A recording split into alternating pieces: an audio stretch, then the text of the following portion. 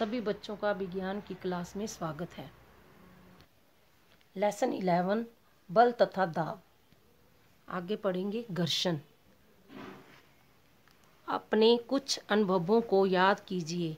फर्श पर लुढ़कने वाली गेंद कुछ देर बाद धीमी हो जाती है और अंत में रुक जाती है। साइकिल चलाते वक्त जब हम पैडल चलाना रोक देते हैं तो ये धीरे धीरे धीमी हो जाती है और अंत में रुक जाती है। किसी कार अथवा स्कूटर के इंजन को बंद कर देने पर वह भी कुछ समय पश्चात रुक जाता है। इसी तरह नाव भी खेना बंद कर देने पर कुछ दूर चलकर रुक जाती है। क्या इस प्रकार कुछ अन्य अनुभवों को आप इसमें जोड़ सकते हैं? उपरोक्त सभी स्थितियों में वस्तुओं पर कोई बल लगता प्रतीत नहीं होता, तब भी इनकी चाल धीरे धीरे कम हो जाती है और अंत में ये विरामावस्था में आ जाती है। इनकी गति की अवस्था में परिवर्तन किस वजह से होता है? क्या इन पर कोई बल लगता है? क्या आप यह अनुमान लगवा सकते हो प्रत्येक दशा में बल किस प्रकार या किस दिशा में लग रहा होगा? उपरोक्त उदाहरण में वस्तुओं की गति की अवस्था में परिवर्तन का कारण घर्षण बल है। फर्श एवं गेंद की सतह के माध्यम लगने वाला घर्षण बल ही गतिशील गेंद को विराम अवस्था में लाता है। इसी तरह पानी तथा नाव की सतह के बीच घर्षण खेना बंद करने पर नाव को रोक देता है। घर्षण बल सभी गतिशील वस्तुओं पर लगता है और इसकी दिशा हमेशा गति की दिशा के प्रतिकूल होती है। चिंकू घर्षण बल दो सतहों के माध्यम संपर्क के कारण उत्पन्न होता है। यह किसके कारण होता है? यह घर्षण बल दो सतहों के माध्यम संपर्क के कारण उत्पन्न होता है, इसलिए यह भी संपर्क बल का एक उदाहरण है। इस बल के विषय में आप और जानकारी अध्याय 12 में प्राप्त करेंगे। आपने जानने के लिए उत्सुक होंगे कि क्या यह जरूरी है कि किसी वस्तु पर लगने वाला बल सदैव संपर्क बल ही हो? आइए देखें। 11.7 असंपर्क बल। चुंबकीय बल। क्या बेलनों पर रखा चुंबक दूसरे चुंबक को निकट लाने में गति करने लगता है? क्या यह सदैव ही समीप आने वाले चुंबक की दिशा में गति करता है? ये प्रश्न क्या दिखाते हैं? क्या इसका तात्पर्य है यह कि चुंबकों के बीच कोई बल अवश्य ही कार्य कर रहा है?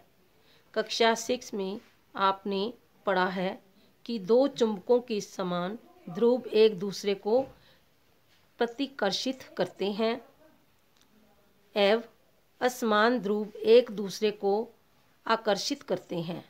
दो वस्तुओं के बीच आकर्षण जा को भी खींचना अथवा धक्का देने के रूप में देखा जा सकता है। क्या चुंबकों के बीच लगने वाले बल को देखने के लिए आपको इन्हें एक दूसरे के संपर्क में लाना पड़ता है? एक चुंबक दूसरे चुंबक पर बिना संपर्क में आए ही बल लगा सकता है। चुंबक द्वारा लगाया गया यह बल असंपर्क बल का एक उदाहरण है। इसी तरह किसी लोहे के चुंबक पर चुंबक द्वारा लगाया गया बल भी असंपर्क बल है। स्थिर वैद्युत बल। कागज की शीट से रगड़े जाने पर सेंट्रल स्थित वैद्युत आवेश उपार्जित कर लेता है। ऐसा चार्ज आवेशित वस्तु का एक उदाहरण है। एक आवेशित वस्तु द्वारा किसी दूसरी आवेशित या अनावेशित वस्तु पर आरोपित बल स्थित वैद्युत बल कहलाता है। वस्तुओं के संपर्क में न होने के बावजूद भी यह बल कार्य करता है। इसलिए स्थिर वैद्युत बल असंपर्क बल का एक अन्य उदाहरण है। अध्याय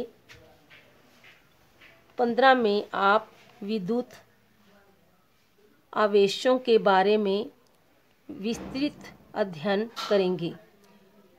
गुरुत्वाकर्षण बल। यह जानते हैं कि यदि कोई पेन या सिक्का आपके हाथ में छूट जाए तो यह धरती की ओर गिरता है। पेड़ से अलग होने के बाद पत्तियां या फल भी धरती की सतह ही गिरते हैं।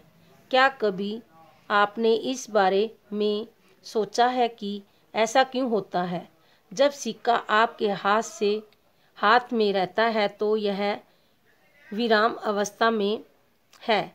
जैसे कि इसकी छोड़ा जाता है यह नीचे की ओर गिरना शुरू हो जाता है। इसमें यह स्पष्ट होता है कि सिक्के की गति की अवस्था में परिवर्तन होता है। क्या इस पर बिना बल लगे ऐसा संभव है? यह कौन सा बल है? वस्तु पृथ्वी की सतह इसलिए गिरती है क्योंकि यह इन्हें अपनी ओर आकर्षित करती है। यह बल गुरुत्व बल या केवल गुरुत्व बल कहलाता है।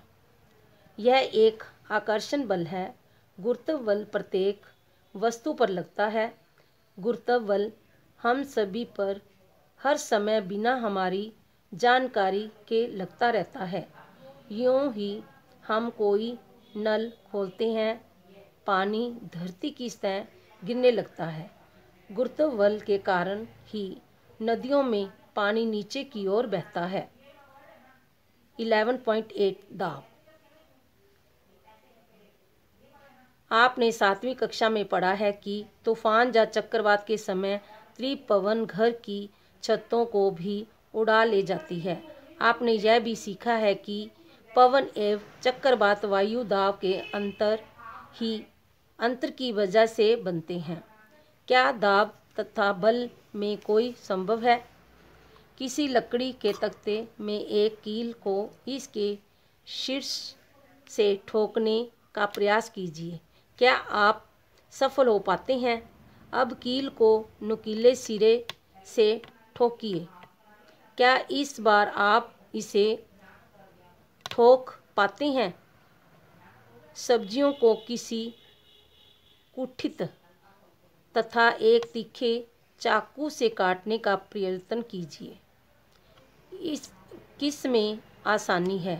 क्या आपको ऐसा प्रतीत होता है कि जिस क्षेत्रफल पर बल लगाया जाता है, उदाहरण के लिए कील की नुकीले सिरे पर, वह इन कार्यों को सरल बनाने में एक भूमिका को निभाता है। गौर कीजिए कि उपरोक्त व्यंजक के क्षेत्रफल हर में है। अंत यदि बल बराबर हो तो पृष्ठ को क्षेत्रफल जितना कम होगा उस पर दाब उतना ही ज़्यादा होगा। कील के नुकीले सिरे पर क्षेत्रफल इसके शीर्ष की तुलना में बहुत कम है। इसलिए वही बल कील के नुकीले सिरे को लकड़ी के तख्ते से ठोकने के लिए प्रयत्न दाब पैदा कर देता है। क्या अब आप बता सकते हैं कि कंधे पर लटकाए जाने वाले थैलों में चौड़ी पट्टी क्यों लगाई जाती है? इन पर बारीक पट्टी क्यों नहीं लगाई जाती? और काटने तथा सुराख करने वाले औजारों के किनारों हमेशा तिरछे क्यों होते हैं? क्या गैसों तथा द्रवों द्वारा भी दाब लगता है? क्या यह भी उस क्षेत्रफल पर निर्भर होता है जिस पर बल कार्य करता है? 11.9 द्रवों तथा गैसों द्वारा लगाया गया दाब। यहाँ ध्यान दीजिए कि रबड़ की शीट को बर्तन के नीचे नहीं बल्कि पार्श्व में लगाया गया है। क्या इस स्थिति में रबड़ शीट का फूलना यह प्रदर्शित करता है कि पानी बर्तन की दीवारों पर भी दाब डालता है? आइए इसकी और अधिक खोजबीन करें।